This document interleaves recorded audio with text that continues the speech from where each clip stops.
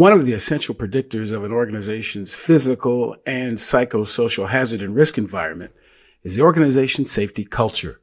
We'll talk with a strategist, thought leader, and analytical problem solver with extensive background in evaluating and addressing safety culture and safety management systems on this episode of the Psych, Health, and Safety USA podcast. From Flourish DX, this is the Psych, Health, and Safety USA podcast. Safety at work is more than freedom from physical injury. To be safe, you have to feel safe. Join us each week as we discuss psychologically healthy and safe work in the USA. Welcome to this week's Psych, Health, and Safety USA podcast. I'm your host, Dr. I. David Daniels, and I want to thank you for tuning in. Each week, we seek to increase awareness of the importance of psychological health and safety by learning from the lived experiences, research, and expertise of our guests, as well as advocating strategies to reduce harm and minimize vulnerability to psychosocial hazards in the American workplace. Division Chief of Safety Policy and Promotion at the Federal Transit Administration, Senior Human Factors Program Manager at the Federal Railroad Administration, Research, Development, and Technology Department, past chair of the U.S. DOT Interagency Human Factors Coordinating Committee. These are all titles that today's guest has held. This guy's been busy, and it's an honor for me to have him. I was introduced by a mutual friend to him just recently and was absolutely enthralled by the conversation that we had, the research that he's done, the background that he has, and I think we're up for another exciting conversation. And so we're going to get right into it with my patented question with a different name on the end. Who is Michael Coplen? Thank you for that wonderful introduction. I think it's less about titles and more about what you do and how you engage with people. And I'm honestly very honored to be on this program as well. Like I mentioned, this is the first podcast that I've ever done, so it's kind of exciting for me. Who am I? Well, I'd have to start by saying I grew up in a farming and ranching community in western Nebraska, and I spent the most part of my first 30 years basically doing blue collar work. You know, I started out at age 14 driving tractor and hoed beets in the fields and just did a lot of usual stuff that kids do, you know, growing up in farming communities. And then spent a few years in college, and my first real job really was working in the railroad industry. I started out as a brakeman, and then worked as a locomotive engineer for the next several years, running coal trains and freight trains in Wyoming. Then I went to Boston from there, worked at a place called the Center for Design of Industrial Schedules, which was actually applying the research and applications from sleep and circadian rhythms from Harvard Medical School. It was a nonprofit association. It was led by the Division of Sleep Medicine's principal, Dr. Charles Seisler, who's one of the world's leading experts in circadian rhythm sleep research. So I worked on that as a project manager for a few years, and from there I went to started my own consulting company, co-founded that with a couple of other people, went back to Nebraska and focused on shift work, sleep, and schedule design, and eventually found that I needed to continue my education. So I went back to school, finished my bachelor's degree, master's degree, and not quite a PhD, almost there, but didn't quite finish. And then I landed a job with the Federal Railroad Administration as a human factors program manager. And at the time, I was just a program manager. A couple of us doing human factors related work, working in the equipment and operating practices division. But together, Tom Rassler and I, who's a brilliant psychologist, he and I collaborated and really helped develop a human factors program. So we did a lot of strategic planning and eventually led to the development of a human factors division, which I think now has 4 people in that division. And from there, I went to work with the Federal Transit Administration, doing safety policy and promotion, and help shepherd in the new regulation for requiring the industry to develop safety management systems and help promote that whole effort. And I think it's a wonderful model for safety management systems. And then I left the federal government after that and started my own consulting company, and here I am. Wow. So I do find some kinship with. So I was more a city kid, but I can remember peddling newspapers and working in grocery stores, and that's what kids in the city do. That's really equivalent to what kids on the farms do. I mean, it's just right. One end of the chain. Somebody's out there getting the food ready, and somebody's bagging it in a grocery store someplace. Wow, there's a lot to dig into. Before we do, another standard question I ask folks is, when you hear psychological health and safety, what does that mean to you? Well, it's interesting. I really didn't come across the literature on psychological health and safety until a couple of years ago, and it first caught my attention when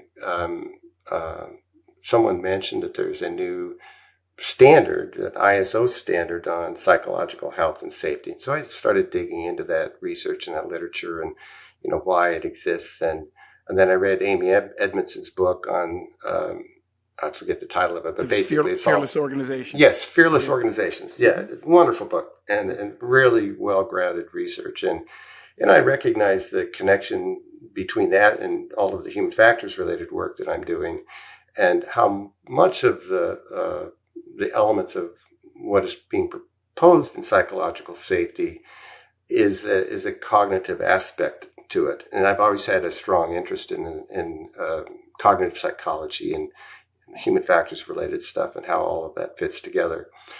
But to me, psychological safety is it's not so much about being nice and positivity, which I think is really important, having a positive work environment, but it's essentially being able to speak your mind and feeling confident and courageous enough to be able to step up and tell people what you're really thinking, but doing so in a skillful way. And it's the organizational circumstances and the people in the organization that allow that to happen. Right. So that you can have constructive conversations and deal with conflict in a productive way. Yeah, absolutely. And there's a tremendous amount of diversity of opinion within organizations and diversity of thought, and to the extent that you can harness that, you have such a collective wisdom within the organization that potentially is extremely valuable. And when we were doing behavior-based safety initiatives, for example, in the railroad industry, that was one of the things that we noticed, is because it's a very participatory process. And when you train people on how to provide constructive feedback and allow those conversations to happen, and people then start working together collaboratively to develop and implement these programs, some of the leaders would say, well, where did these people come from?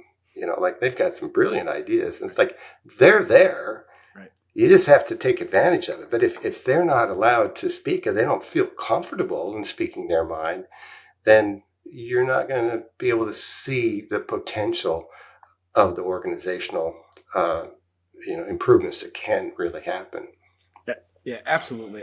I will have to say, you're also, I think you're the first railroad conductor I've ever met too. So, and it's such an interesting journey to to go from your beginnings into where you are now. I mean, share, and you mentioned a little bit about it. I'd like to pull that thread a little bit further.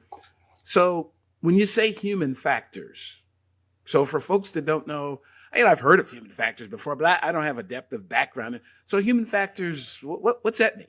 What's that about?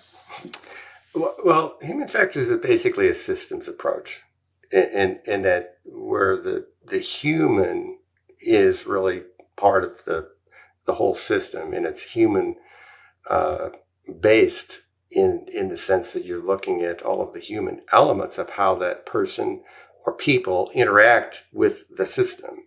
Okay. And so there's cognitive elements. There are just a lot of things that, understanding how humans behave and what their limitations are. Like fatigue in the railroad industry is one of the single biggest safety issues there is. So understanding the sleep and circadian systems and limitations of sleep and circadian systems and developing biomathematical models and being able to assess the risk of fatigue when people are on irregular schedules. And so it gets into a lot of workplace design issues based on your understanding of the human system. And it's also, there's many different elements of it, but basically human error is one of the most difficult challenges to address in any organization. Right. And so the better knowledge and understanding of how you understand the human element of that, the more effective you can be in designing systems. So there's a lot of research, for example, on behavioral economics, which is the whole field of looking at the cognitive biases that we have that are just part of our automatic thinking and automatic behaving. Right. And we make assumptions. We see patterns where we're always looking for patterns or how our mind works. And sometimes we see things that and perceive things that are not accurate. Right.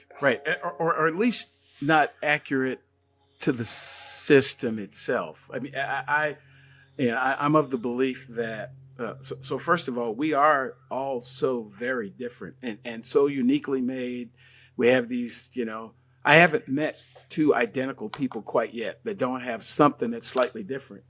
And I think, unfortunately, a lot of systems get created in this rather homogeneous way that we say, well, this is the way to do it. And we use words like better or worse or good or bad or standard or non-standard. But that's always compared to something. And instead of focusing on the outcome that we're looking for, we get really locked into, there's a way to do this. And what that does is that locks people who don't do it that particular way out of the process. And it's so interesting to hear you talk about human factors being, at least my words anyway, it's centering the system around the person opposed to trying to center the person around the system. At least that's what I think I'm hearing. That's one of the discussions when we talk about ergonomics. It's about ergonomics works when we build the work around the people, not the people around the work. Because if you try to do the other way, there's a greater likelihood of people getting injured because you're trying to fit the square peg into the round hole or the diagonal hole, whatever it is. Humans are just different, and systems should acknowledge that. They should. Right.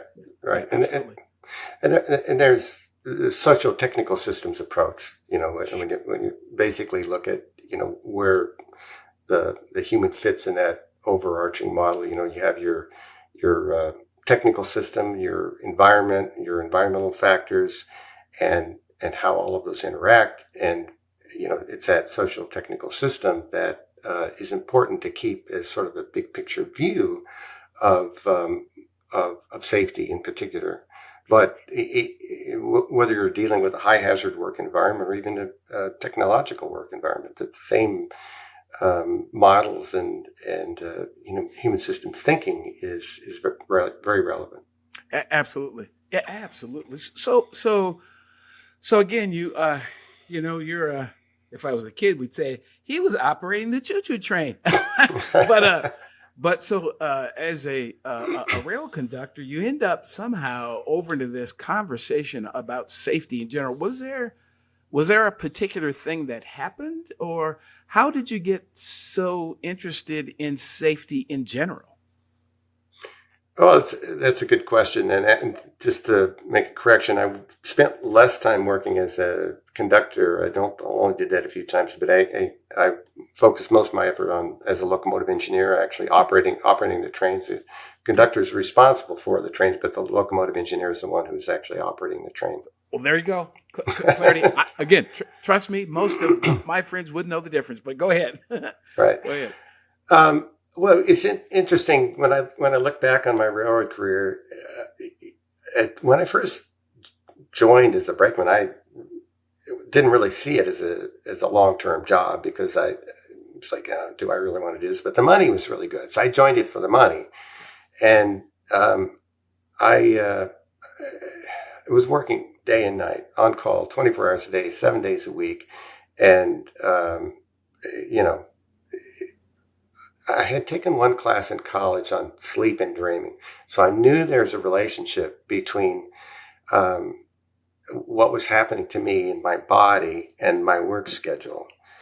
And even after I got promoted as a locomotive engineer, I started digging into the research. I called one of my old professors, and he gave me some guidance on where to look in the research and better understand it. And at the time, we didn't have the computer technology. The internet wasn't really up. And so I would go to the local libraries, and they were actually able to research and dig into some literature and help me find research. So I always had this standing order of 20 or 30 articles on shift work and sleep and circadian rhythms. And I would be stuck in these sidings out on the road. And so I would just sit and read.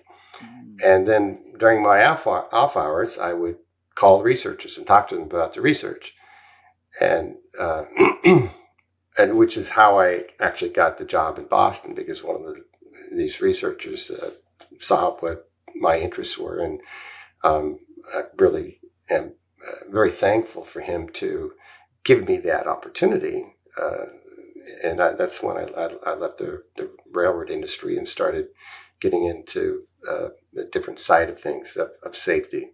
But I also had some real close calls. I had a near catastrophe one time where I was operating a train.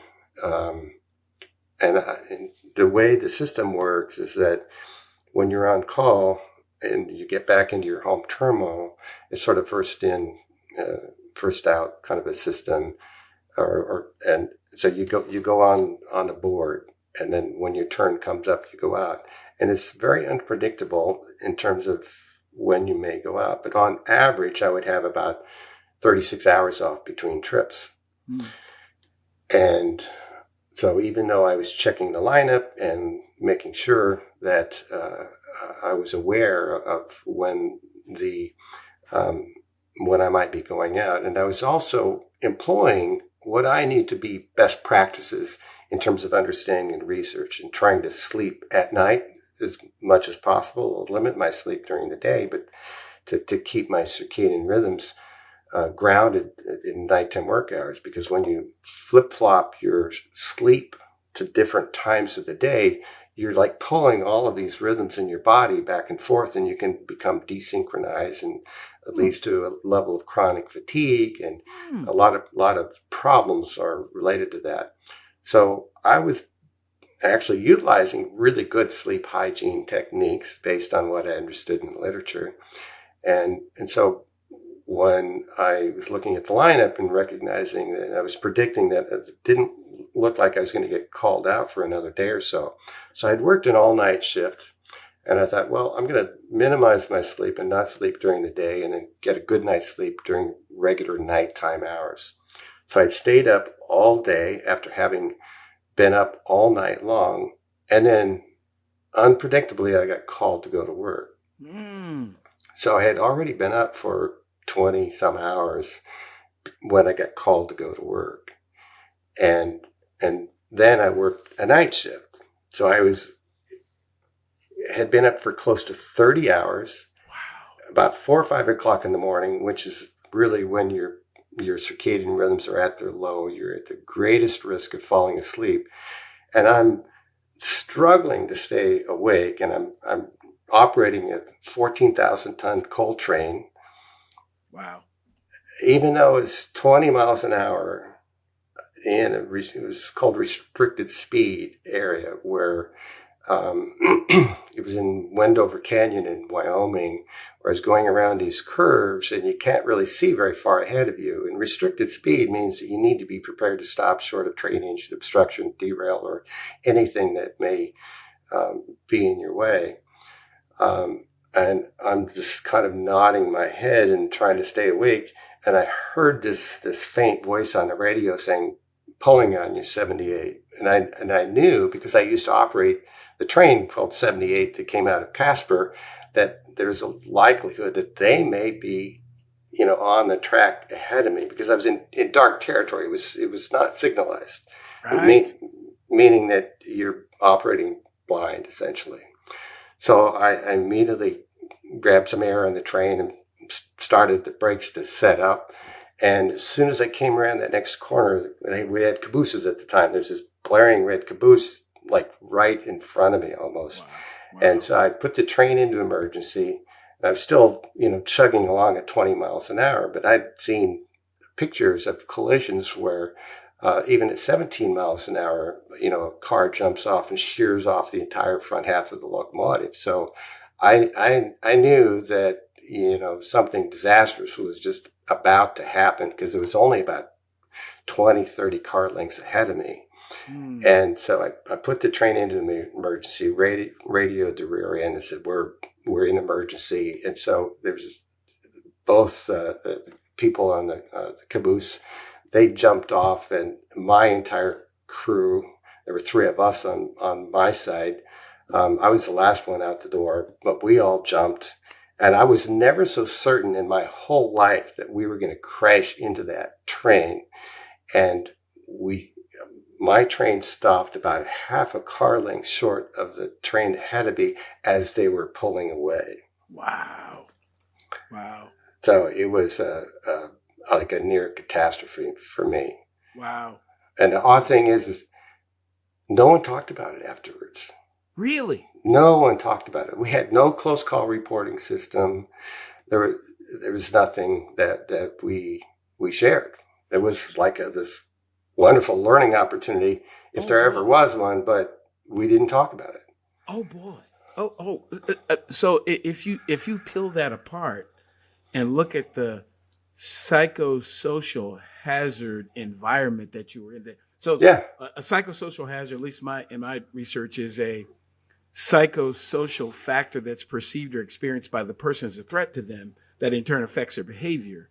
And so the system that says, regardless of how much sleep, we don't really care how much sleep you have to come to work, and you've got a schedule to be on that is not considerate of the human being, that is the psychosocial hazard that I see in this situation. right. It's just this expectation. And then my feeling like, well, I know I haven't slept in 30 hours, but I feel this, I'm compelled to go and get into this huge vehicle that it takes a long time to stop it. Well, and that's that's the situation, is that some people are put into a position where they risk losing their jobs or risk losing their life, right? Wow. That's not a good position to be in. Not at all. And this was a long time ago, but at that time, I could have been fired if I laid off sleepy or I needed rest, Hi listeners, Jason here. We hope you're enjoying this latest podcast episode. Now, if you're like Joelle, Alicia and myself and enjoy learning from the best, then the Flourish DX Academy is for you. The Academy includes free e-learning courses on the ISO 45003 standard for psychological health and safety at work, and associated topics such as how to conduct a psychosocial risk assessment and how to create the business case for psych health and safety. All courses feature high-quality videos, downloadable resources, multi-choice questions, and a downloadable training certificate on completion. Take your learning to the next level with all Flourish DX Academy courses included within the Flourish DX mobile app. Select podcast episodes from the Psych, Health and Safety podcast and sister podcasts from Canada and the USA are also included. Get started with FlourishDX for free at www.flourishdx.com/get-started. That's www.flourishdx.com/get-started. Now back to this episode. Wow. Well, it may have been a long time ago in the railroad industry, and there's part of me that wonders if that actually is the case based on some of the things I've seen recently. But I can tell you that there are situations today. So I was in the fire rescue service for 32 years, and it's a very similar circumstance. And there are local governments all over this country who will complain about the overtime that they have to pay, but they have to pay it because they have set a standard of the number of people that need to be there. But the people that are there they're not enough of them, so they end up working extra shifts, mandatory overtime for firefighters over the last particularly year and a half, as we've been kind of dealing with this, this global biological hazard exposure that we've experienced.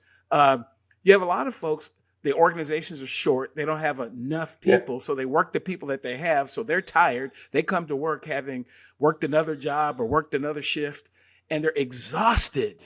But there's this expectation. You got to get on that fire truck, get in that police car, go drive that garbage truck, fill in the blank. And if you don't show up, then you're going to be fired. So I would suggest that mentality exists across a bunch of industries right now. Sure. And there really needs to be more conversation about this is a human being. This is not a machine. If you want to replace them with a machine, that's a whole nother conversation. But this is a human being that cannot operate hour after hour after hour after hour without sleep. Right.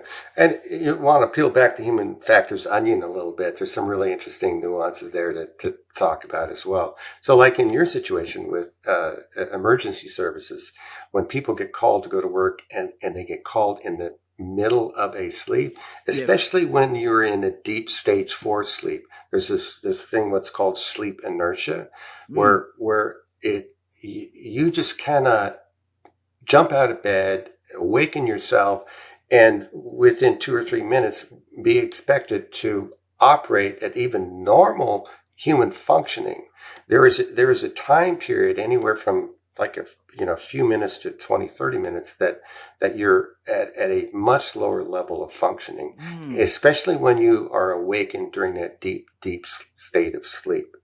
So there's a very highly increased risk of having an accident going to the job when you are awakened from that state. I can. So you're having me recall a story. I'd been on the job for less than a year, and the lieutenant that I worked for at the time, and I'll say it was. It was a good old station number 8 in Seattle, up at the top of Queen Anne Hill. So we're going to a call on the other side of the hill. And my lieutenant gets in the vehicle, and he's literally sleepwalking. So he starts, as I'm driving, he's trying to tell me which way to go and kind of dozing off in the middle. And it's the first time I can recall actually ignoring what I was told to do, because this guy's asleep. And I can tell he's asleep. I'm 21 years old, 22. I felt like I was awake, but I knew what he was telling me. It was like, that's not going to get us anywhere. So I just really ignored what he said. And he dozed off to sleep and came back to, looked like he was awake when we actually got there. But you're I'm having some flashbacks when you're mentioning this whole issue about folks being awake in the middle of the night. I was in my mid-30s when I made battalion chief, and I told myself, I'm really tired of getting up in the middle of the night. And the job was easier because I didn't have to get up in the middle of the night as often. And it's starting to connect for me why I may have felt that way. Yeah. But there's another element there you just described, which is what's called automatic behavior syndrome. Is it been demonstrated in studies where they've hooked people up to EEG and monitored their brain waves? Is that when they're being asked to perform a task and they can fall asleep and be in stage 1 sleep while they're actually doing automatic behavioral tasks. Wow. So like the person that you talked about was talking to you, but you could tell he was actually falling asleep. So chances are he's literally talking while he's in stage 1 sleep. Sure. It's like this automatic thing. Wow.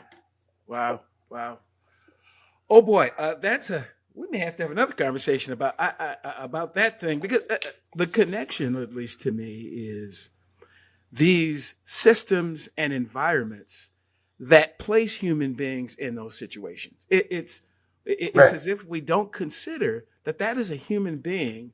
And again, they need sleep, they need rest, sleep and rest, I think, are probably different things.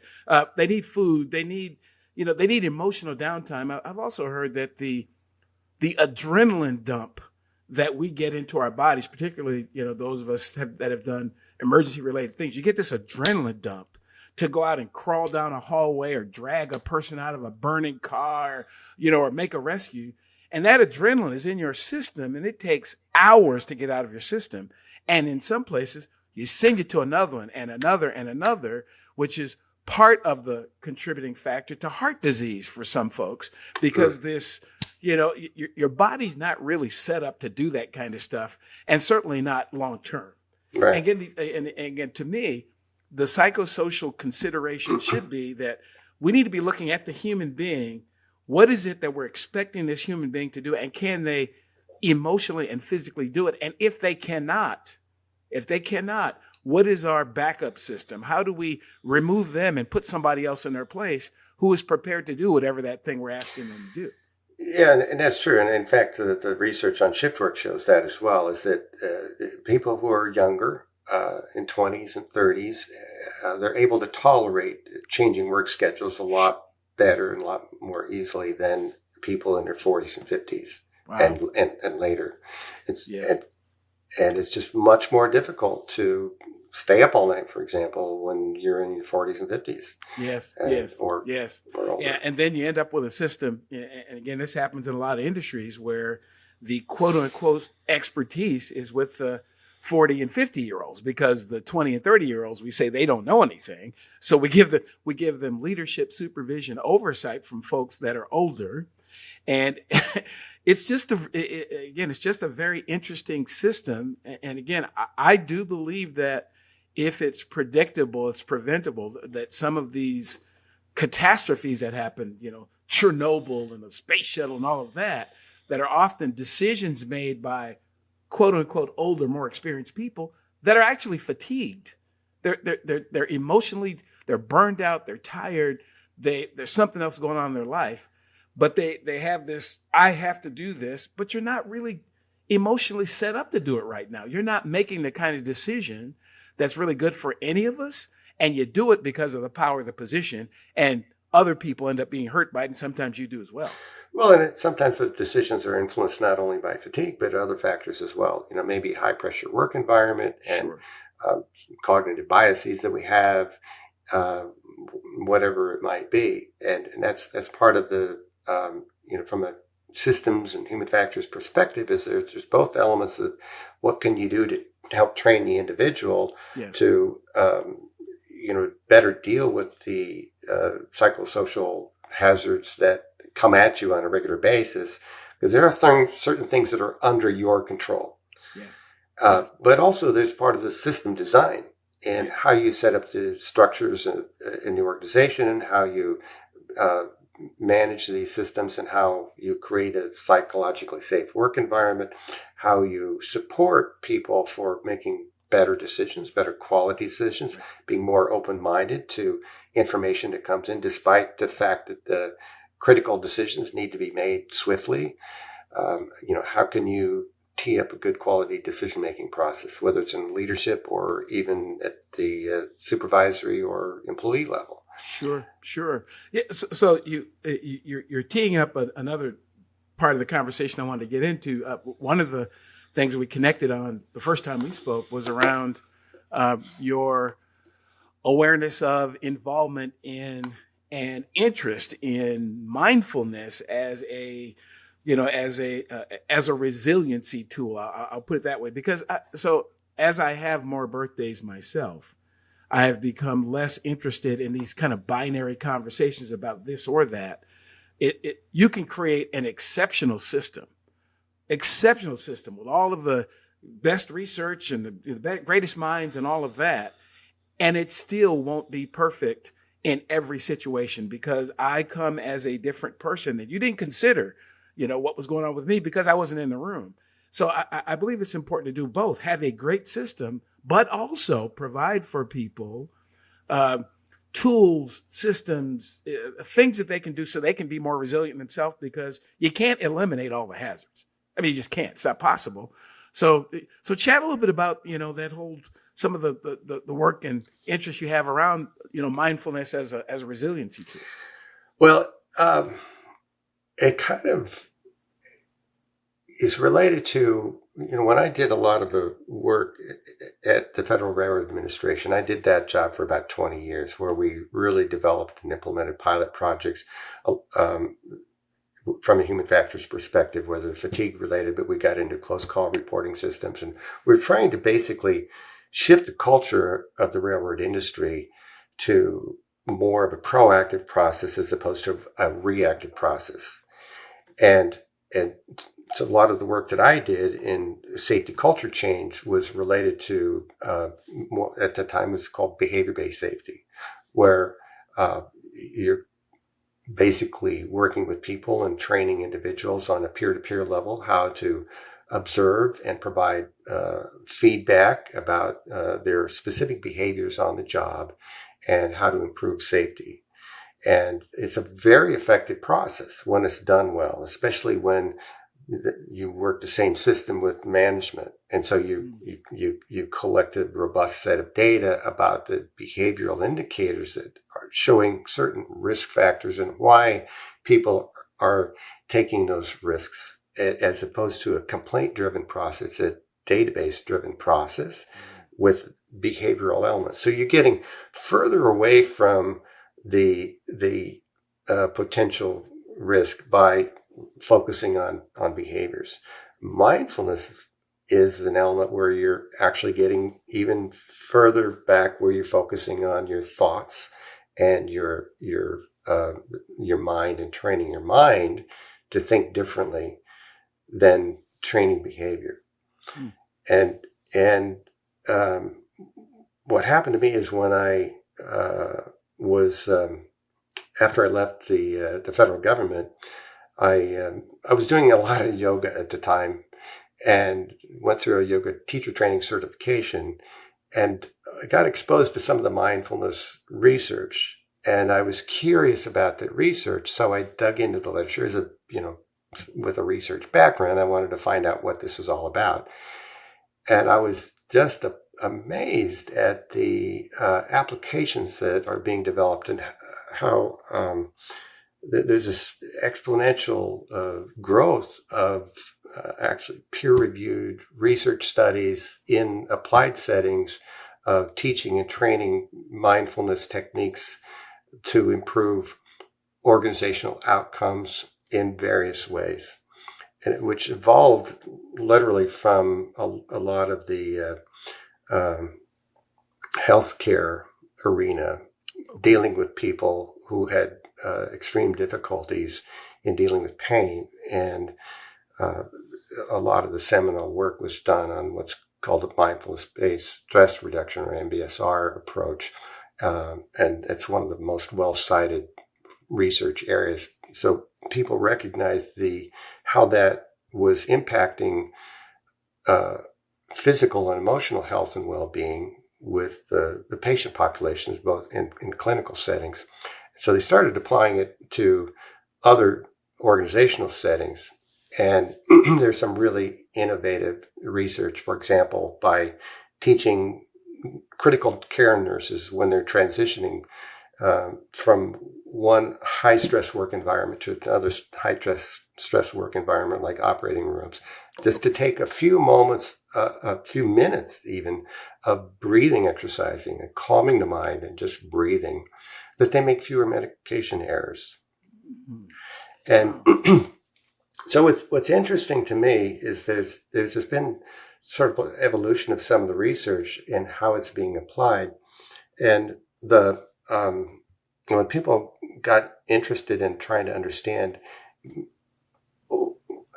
how you can train the mind to sort of calm the mind. And what is actually happening is that when people practice these mindfulness techniques for, say, 15 minutes a day, where basically you're sitting silent and observing your thoughts and focusing your attention on an object of attention like your breath. When you are able to practice that for 15 minutes a day, say 5 days a week or so, for a couple of months, you start to see transformational changes. And that's been fairly well documented in the literature. Transformational changes in terms of how you deal with stress and how you listen to people. You're opening because what happens is that by focusing your attention, it's like reading a book. You're except that you're reading the same word or the same sentence over and over again, and every time your mind wanders, you keep focusing back. Well, your attentional capabilities grow. So it's well documented that your working memory capacity increases when you're able to practice those sorts of things. You're exercising your mind just like you would exercise your body. And that is pretty well documented in the literature that has those kinds of effects. And so it increases your working memory capacity. It also increases your sustained attention so that you're able to hold your attention for longer periods of time than you normally would. In addition to having tremendous benefits of physical and emotional health, because as you become more aware of these negative thought patterns going on in your mind, you sort of let go of them. So you reduce your stress level. Mm. And what that means is that you're uncluttering your mind on a regular basis, and you have more energy. Wow. So it improves your attentional capabilities, reduces your stress and anxiety, and you're able to focus more on whatever the task is at hand. Right. But the problem is that these techniques that have been well developed and well studied have been based on like an 8-week training program. Okay. Where you initially ground yourself, and I've gone through this, where you ground yourself in this kind of training, and basically you're spending about an hour a day practicing for 8 weeks.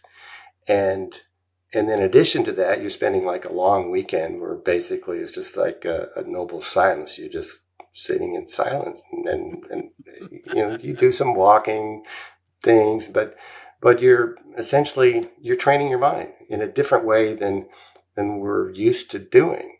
It sounds like an emotional boot camp almost. Well, yeah, it is. Yeah. It's like a mindfulness boot camp. Yeah. But what I see happening in the literature, and which isn't well documented yet, is that people are taking these little micro practices like that grounding practice of just focusing on your breath for a couple of minutes. And there are a lot of little micro practices like that are being developed and implemented in work environments that I believe can have the same kind of accumulative effect of training your brain as sitting in silence for 15 to 20 minutes a day, because people just don't have time to do that in our current environment. Yes. But if you think about it like exercise, where we used to believe that in order to attain the cardiovascular benefits of exercise, we had to practice 30 minutes at a time for 3 or 4 days a week. Yes. And then you'd have those benefits. Well, current research is saying, no, it's not the case. As long as you take 10, 12,000 steps a day, Sure. however you get there, it will have the same beneficial effects. I think the same is true. I don't have the evidence to support it yet, but I think the same is true with these little micro practices, because there are, and this is where a lot of the studies are showing the difference between the state effects and the trait effects. Okay. So what we were talking about a minute ago was where the trait effects of having this mindfulness kind of a boot camp. You're changing the structure and function of your brain and how that operates on a regular basis without having to think about it. It becomes more automatic thinking. Sure. And automatic behavior. Sure. And so what studies are recently showing is that by introducing these mindfulness elements into the workplace, such as starting a meeting with a mindfulness moment of Wow. 2 or 3 minutes. Wow. So you ground people, you go around the room and ask them, how are you feeling? And getting them in touch with their feelings and just say one word about how they're feeling, or connecting with people in a different way, that for that time period, that state, you can impact the outcomes. Right. Okay? Right. And so whether it's in a high stress environment where you're making a critical decision, maybe a big leadership decision of some sort, $2 million decision, $100 million decision for pharmaceutical trial or whatever it might be, you can create a different state of being that allows the mind to settle in and focus more, as opposed to just jumping into. So being more mindful about that process, and it seems is probably true in the work environment. If you can set up like safety briefings, yes, and you're engaging people with those little mindfulness techniques, you can change the outcomes for at least that specified period of time. Right. But if you do that over and over and over again in multiple ways in different kinds of interactions, I think you can have similar effects that you would in requiring or getting people to practice these other kind of mindfulness techniques. Sure. Is that making sense? Oh my goodness. It's a masterclass. I got to tell you. Oh my goodness. Oh dear. So as we start to bring the conversation to a close, look, I want to have you share a little bit. There are likely people who are both listening and watching who don't know a lot about what you've talked about, but have been intrigued. So in the conversations about, circadian rhythms and sleep and mindfulness and these, so you've put a lot of, put a lot out there, that just can't be covered in less than an hour. So if folks wanted to, get in contact with you, learn more, have future conversations with you, what would be the best way to do that? Well, they could certainly just email me at mcoplen, MCOPLEN, at TrueSafetyEval.com. TRUE, safety, SAFETY, eval, EVAL, short for evaluation.com. There's some really interesting stuff that's going on. I'm working on a conference coming up, be facilitating a group discussion at the Work Stress and Health Conference from November 8th to 11th on mindfulness, psychological safety, emotional well-being, and safety in the workplace. Wow. And there's going to be a plenary discussion with 3 best-selling authors, as well as some other folks who are practitioners in the field, and to be a really interesting discussion. Absolutely. Wow. So I'm hopeful that, again, folks who are listening in will want to continue the conversation, because this is mind expanding. It really is, just to sit and think like, oh my goodness, oh dear. And as I said, I think it's really important that our conversation has covered a little bit of the environmental type things that are going on out there, and the importance of, systems that are built around people as opposed to trying to, build the person around the system. But on the other hand, this conversation about the person, looking inward and looking at themselves and working on themselves, because you have to do a little bit of both. As a matter of fact, a lot of both is even better, but no one of those, a person who is as mindful and resilient as possible, will be worn down by a system that's not safe. But a safe system that doesn't have people that can never keep up with everything. So you really have to do a little bit of both, I believe. Yeah, it's a shared responsibility. We have to take ownership for what it is that we can do and be recognize that in like a high hazard environment, you don't stay up drinking until the wee hours of the morning, Right. But likewise, we have to recognize as safety leaders, what can we do in terms of organizational practices to help design and implement systems that allow people to take advantage of their best self and to improve organizational functioning and outcomes. And the research is pretty clear that when you do those sorts of things, it definitely improves the bottom line, not just safety, but productivity and creativity. All sorts of things can happen. It all gets better.